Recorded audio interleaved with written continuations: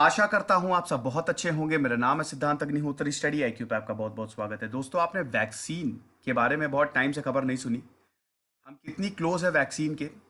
Covid 19 के अब क्या हाल है, कब तक वैक्सीन आ जाएगी, कब तक कोविड सही हो जाएगा, मतलब इसको हम कंट्रोल कर लेंगे। एक्चुअली जब से अनलॉकिंग शुरू हो रही है तब से हम कोविड को, हाँ केसेस बढ़ रहे हैं लेकिन थोड़ा भूलते जा रहे हैं। ठीक है, तो आज हम बात करेंगे कि कोविड की वैक्सीन कब तक आ जाएगी। साथ ही साथ हम देखेंगे कि कितनी तरीके की वैक्सीन होती है और कैसे वैक्सीन को टेस्ट किया जाता है, क्या क्या फेजेस होते हैं। तो चलिए आगे बढ़ते हैं। सिरंस को रिकनेक्ट मेरा फेसबुक पेज है, सिद्धांत अग्निहोत्री के नाम से मेरी फेसबुक प्रोफाइल है। दोनों ही जगह आप लेक्चर की पीडीएफ ले सकते हैं, सवाल भी पूछ सकते हैं। स्टडी आईक्यू के स्मार्ट कोर्सेज आते हैं, आप स्टडी आईक्यू का ऐप डाउनलोड करिए, वहां से आप इसको अवेल कर सकते हैं। ट्विटर पे मैं आ गया हूं, अपने लेक्चर की अपडेट्स देता रहता हूं। ये रही मेरी आईडी।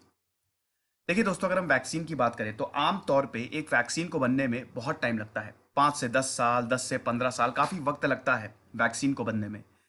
क्योंकि कोविड 19 बहुत ही खतरनाक है। खतरनाक इसलिए क्योंकि ह्यूमन टू ह्यूमन ट्रांसमिशन है। इसका अभी तो एक ही उपाय है कि अपने आप को सेफ रखे, बस एहतियात बरते, जरूरत हो तभी बाहर निकले। तो कोविड 19 क्योंकि खतरनाक है और फैल रहा है, 90 लाख से ज्यादा केसेस आए हैं, 4 लाख से ज्यादा मौतें हो चुकी हैं दुनिया भर की बात करें। ये बात सही है कि 10 में से 9 लोग रिकवर होके जाएंगे, लेकिन क्योंकि ह्यूमन टू ह्यूमन है तो ये खतरनाक है। तो अब पूरी दुनिया लगी हुई है, भारत भी लगा हुआ है, चाइना भी लगा हुआ है, डब्ल्यूएचओ भी लगा हुआ है, ताकि वैक्सीन जल्द से जल्द बन जाए। तो अब ऐसा है कि वैक्सीन आएगी कब तक। जब पूरी दुनिया लगी हुई है तो जाहिर सी बात है, जिस काम में 5 से 10 साल लगते थे वो जल्दी होगा। अभी तक हम ये एक्सपेक्ट करके चल रहे थे कि 1 साल तो लग जाएगा। खुद मेरा भी मानना ये था, जब मैं पेपर्स पढ़ रहा था, कुछ रिसर्च पेपर्स और जब कुछ आर्टिकल्स पढ़ रहा था, तो मेरा यही मानना था कि लग जाएगा, मतलब 2021 के एंड तक वैक्सीन आएगी। लेकिन अब ऐसा बताया जा रहा है, श्योरिटी नहीं है लेकिन पॉसिबिलिटी ये है कि इस साल के एंड तक वैक्सीन आ जाएगी। बहुत बड़ी खुशखबरी। नवंबर दिसंबर तक, बल्कि कुछ साइंटिस्ट का तो यह मानना है कि अब कोरोना जो है वो थोड़ा वीक पड़ता जा रहा है, तो हो सकता है वैक्सीन से पहले ही केसेस बहुत कम आने लगे, लेकिन वो हमको देखना पड़ेगा। नवंबर दिसंबर तक वैक्सीन जो है वो आ सकती है बाजार में, लेकिन डिस्ट्रीब्यूशन अगले साल होगा। देखिए, वैक्सीन का आना तो एक चीज है, डिस्ट्रीब्यूशन भी तो करना होता है ना। जैसे वैक्सीन आपकी अप्रूव हो गई, इमरजेंसी के तौर पे उसको अप्रूव कर दिया गया, ठीक है। अब जैसे ही वैक्सीन अप्रूव हुई, उसके बाद वैक्सीन को दुनिया भर में बांटेंगे, डिस्ट्रीब्यूशन होगा, बाकायदा पूरा डिस्ट्रीब्यूशन सिस्टम बनाया जाएगा, ठीक है। फिर उसके बाद बाकायदा वैक्सीन प्रोग्राम चलाया जाएगा, जैसे पोलियो का चलाया गया कि नहीं, ठीक है। वैक्सीन प्रोग्राम चलाया जाएगा। अब वो कैसा होगा, घर घर जाके वैक्सीनेशन देंगे, क्या करेंगे, वो सरकार के ऊपर डिपेंड होगा। तो इसमें 2021 तो लग जाएगा, 2021 तो लग जाएगा इस पूरे प्रोसेस को देख। लेकिन वैक्सीन का अप्रूवल शायद नवंबर या दिसंबर तक हो जाए, ठीक है। इंडियन एक्सप्रेस का ये आर्टिकल है और इंडियन एक्सप्रेस के आर्टिकल में तो यही बताया गया है कि हो सकता है कि नवंबर तक या दिसंबर तक वैक्सीन आ जाए।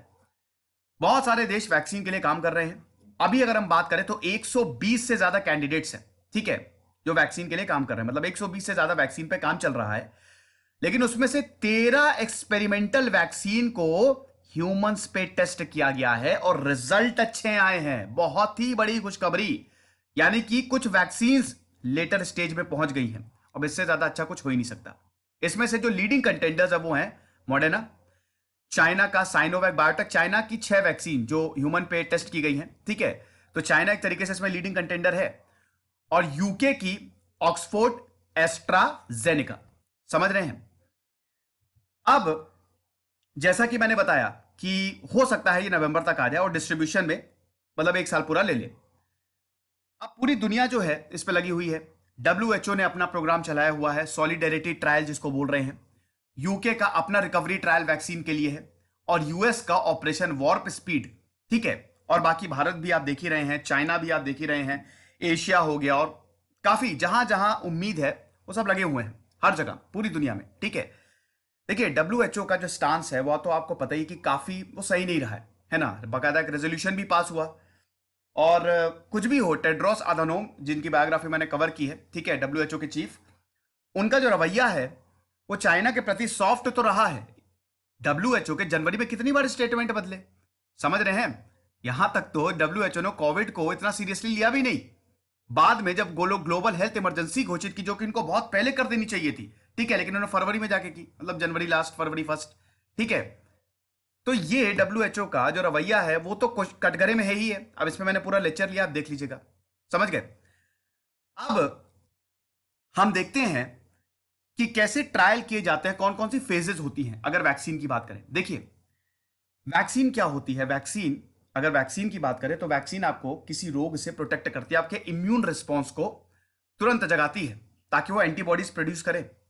ठीक है, अब ऐसा है, किसी भी वैक्सीन को टेस्ट करने के लिए सबसे पहले तो आपको जो वायरस है उसके स्ट्रक्चर को समझना पड़ेगा, उसके RNA को, DNA को समझना पड़ेगा कि वो कैसा है।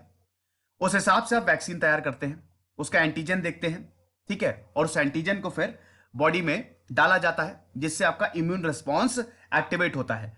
टेक्निकल जा रहा हूं, अभी मैं बहुत आसानी से समझाऊंगा जब हम टाइप्स ऑफ वैक्सीन की बात करेंगे। ठीक है, तो सबसे पहले तो वैक्सीन किस पे टेस्ट की जाती है? जानवरों पे। अब इस पे बहुत विवाद भी है कि जानवरों पे टेस्ट की जा रही है, बंदरों पे टेस्ट की जाती है, माइस पे टेस्ट की जाती है, इस पे विवाद भी है। काफी जो एनिमल ऑर्गेनाइजेशंस है, NGO, वो इसमें सवाल उठाती है। लेकिन दोस्तों फिर हमारे पास कोई चारा नहीं है ना, हमको तो टेस्ट तो करना ही पड़ेगा ना, वरना तो पूरी इंसानियत ही खत्म हो जाएगी। तो यहां पे एनिमल टेस्टिंग की जाती है सबसे पहले, जिसको बोलते हैं प्री क्लिनिकल ट्रायल्स। ठीक है, उसके बाद बेसिकली 3 फेजेस होते हैं और चौथा स्टेप जो होता है, चौथा फेज होता है, उसमें अप्रूवल होता है। एक बार हमने जानवरों पे टेस्ट की, रिजल्ट अच्छे आए, फिर हम इंसानों को देते हैं। और प्री क्लिनिकल ट्रायल्स भी, मतलब अगर ये टेस्टिंग जब वैक्सीन बनना शुरू होती है तो उसमें भी बहुत ज्यादा रिसर्च इन्वॉल्व होती है, बाकायदा प्रोटोकॉल्स होते हैं। ठीक है, ऐसे ही कोई टेस्टिंग नहीं शुरू हो जाती है। फेज 1 ट्रायल में क्या करते हैं, सबसे पहला स्टेप जो होता है वो 20 से 80 सब्जेक्ट को हम, मतलब बहुत ही छोटे से ग्रुप को हम वैक्सीन देते हैं, समझ रहे हैं। और उसके बाद देखते हैं कि कैसा रिस्पॉन्स आया, इम्यून सिस्टम ने कैसा रिस्पॉन्ड किया। अब अगर मान लीजिए कि इम्यून सिस्टम का कोई रिस्पॉन्स ही नहीं है तो वैक्सीन गलत, दोबारा इस पर रिसर्च होगी। लेकिन अगर बढ़िया रिस्पॉन्स आया है तो यह जाता है फेज 2 में। फेज 2 में पहले छोटा ग्रुप लिया था, अब हम बड़ा ग्रुप लेते हैं, समझ रहे हैं। ये सब वॉलेंटियर्स होते हैं, सब कमाल का काम करते हैं बहुत ही। देखिए ये डर तो काफी ज्यादा रहता है, इसके क्रिटिसिज्म भी हैं, इसके ड्रॉबैक्स भी हैं। अगर मान लीजिए कुछ वैक्सीन में गड़बड़ हुई, इंसानों पे असर नहीं की, तो भैया जो रिएक्शन होगा ना बहुत खतरनाक होता है। ठीक है, तो ये जो वॉलेंटियर होते हैं काबिले तारीफ है, बड़े हिम्मती होते हैं, समझ रहे हैं। तो फिर सेवरल 100 इंडिविजुअल्स को लाया जाता है और उन पे टेस्ट किया जाता है, उनको ग्रुप्स। जैसे देखिए पहले फेज 1 में हमने क्या किया, एक ग्रुप पे टेस्ट किया। उसके बाद फेज 2 में थोड़ा और सलीके से ट्रायल किया जाता है, चिल्ड्रंस, एल्डर्स, इन सबको अलग किया जाता है, यंग, इन सबको अलग किया जाता है और सबको डोजेस दी जाती है। उसके बाद रिजल्ट देखा जाता है कि अगर बच्चों को दिया गया तो उनके इम्यूनिटी में कैसा रिस्पॉन्स आया, बूढ़ों को दिया गया तो उनका कैसा रिस्पॉन्स है, यंग लोगों को दिया गया तो उनका कैसा रिस्पॉन्स है, कितनी डोजेस देनी है। ठीक है, ये सब कुछ फेज 2 में होता है। अब अगर ये सही हुआ तो ठीक है, फिर इसको फेज 3 में ले जाया जाएगा। फेज 3 में दोस्तों यहां पे हजारों लोगों को दिया जाता है। ठीक है, और चेक किया जाता है कि इंफेक्शन जो है, ठीक है, जो वैक्सीन दी जा रही है वो कितनी ज्यादा कारगर है। और अगर ये हजारों लोगों पे, ये बकायदा रैंडम मेथड होता है, ठीक है, रैंडमाइजेशन, अगर हजारों पे ये इफेक्टिव होगा तो वैक्सीन बन गई, समझ रहे हैं। और फिर फाइनल स्टेज में इसको अप्रूव किया जाता है। ठीक है, अब वैसे तो अप्रूवल की बात करें तो जो देश में अथॉरिटी होगी, रेगुलेटरी अथॉरिटी होगी जो ड्रग्स को अप्रूव करती है, जो वैक्सीन को अप्रूव करती है, उसी से अप्रूवल लिया जाएगा। लेकिन क्योंकि अभी कोविड में ग्लोबल हेल्थ इमरजेंसी है तो यहां पे इमरजेंसी बेसिस पे अप्रूवल दिया जाएगा। तो इजराइल है, चाइना है, यूरोप है, वो सब लगे हुए हैं। ठीक है, और हमने बताया कि बहुत सारी वैक्सीन जो हैं वो अब उनका ह्यूमन ट्रायल शुरू हो गया है और कुछ तो फेज 2 में आ गई हैं। ठीक है, और फेज 2 से फेज 3 में आने की कगार पे हैं। तो आप ये देख लीजिए, ठीक है, ये कैंडिडेट्स है, ये वैक्सीन के नाम है AZD1222, यूनिवर्सिटी ऑफ ऑक्सफोर्ड। ये फेज 2 में आ गई है, 2/3 फेज 2 में आ गई है। तीसरे फेज में आने की, अगर फेज 2 सही रहा, मैंने बताया ना कि ग्रुप थोड़ा सा और ज्यादा लोगों को दिया जाएगा, अगर सब कुछ सही रहा तो समझ लीजिए अगला ट्रायल शुरू होगा। ठीक है, तो उसके बाद ये मॉडर्ना देख लीजिए, फाइजर देख लीजिए, ये सब देख लीजिए। ठीक है, इसको पॉज करके आप आराम से देख सकते हैं, कोई दिक्कत नहीं है। ठीक है, अब दोस्तों हम वैक्सीन की बात करते हैं। देखिए वैक्सीन काम कैसे करती है पहले ये समझिए। ठीक, देखिए, आपकी बॉडी है, बहुत सिंपल वर्ड में समझाऊंगा, कुछ भी टेक्निकल यूज नहीं करूंगा। आपकी बॉडी है, बॉडी छोड़िए, आपका मान लीजिए घर है, घर पे किसी ने अटैक किया, ठीक है। आप घर पे किसी ने अटैक किया तो दो चीजें होंगी। एक, अगर आप कुछ नहीं करेंगे तो जो अटैकर है अटैक करेगा, सब कुछ ले जाएगा। दूसरा, अगर आप थोड़े ताकतवर हैं, आपके पास अपना सिक्योरिटी सिस्टम है, तो क्या करेगा, वो अटैकर को वही रोक देगा। वैक्सीन ऐसे ही काम करती है, समझ रहे हैं। देखिए, हमारा इम्यून सिस्टम जो होता है ना, हमारा इम्यून सिस्टम बड़ा इंटेलिजेंट है। जैसे ही कोई होस्ट वायरस, मतलब कोई होस्ट, कोई वायरस या कोई बैक्टीरिया हमको अटैक करता है बाहर से, तो हमारी बॉडी क्या है, हमारा इम्यून सिस्टम प्रोटीन्स को प्रोड्यूस करता है, जिनको हम एंटीबॉडीज कहते हैं। वो इन होस्ट से लड़ती हैं और इनको भगा देती हैं। लेकिन कभी कभी क्या होता है, जो होस्ट होता है वो चुपके से आता है, हमारे इम्यून सिस्टम को पता भी नहीं लगता है, या इम्यून सिस्टम अगर हमारा वीक होता है तो वो वायरस या बैक्टीरिया जिसको हम होस्ट कहते हैं वो हमको इन्फेक्ट करेगा। समझ रहे हैं, इसीलिए हम बीमार पड़ जाते हैं। अगर हमारे इम्यून, तभी तो कहते हैं ना इम्यूनिटी बढ़ाओ, इम्यून सिस्टम स्ट्रांग है। तो जैसे ही कोई वायरस आया, ठीक, अभी मैंने आपको एग्जांपल दिया था ना, जैसे ही आपके यहां चोर घुसा, तुरंत आपका सिक्योरिटी सिस्टम तुरंत वहां पे जो आपने सिक्योरिटी गार्ड्स लगाए हैं मार के भगा देंगे। ठीक वैसे ही हमारा बॉडी का होता है। जैसे ही कोई होस्ट आता है, हमारा इम्यून सिस्टम रिस्पॉन्ड करेगा, एंटीबॉडीज प्रोड्यूस करेगा, मार के भगाएगा। लेकिन अगर ऐसा नहीं होता है तो क्या, हम बीमार पड़ते हैं। ठीक है, अब एक बात देखिए, एक बार गलती हो जाती है, समझ गए। जैसे एक बार, तभी बोलते हैं ना कि एक बार आप बीमार पड़ेंगे एक वायरस से, वो वायरस तो आपके बॉडी में रहेगा ही, लेकिन वो फिर डोरमेंट होता है, वो एक्टिव नहीं होता है। ठीक है, दोबारा जब वही वायरस, जैसे एक बार किसी को कोविड हुआ, दोबारा नहीं होगा, क्योंकि दोबारा जब कोविड आपको, क्योंकि एक बार आप रिकवर हो गए, आपकी इम्यूनिटी आ गई, दोबारा जब वही वायरस आपको अटैक करेगा, तब आपके इम्यून सिस्टम को पता है कि ये वही पुराना वायरस है, मार के भगाएंगे इसको। समझे कि नहीं। एक बार अगर आपको कोविड हुआ या चिकन पॉक्स हुआ, दोबारा नहीं होता है, क्योंकि लाइफ लॉन्ग इम्यूनिटी आ जाती है। समझ रहे हैं, क्योंकि आपका इम्यून सिस्टम अब रिस्पॉन्सिव हो जाता है।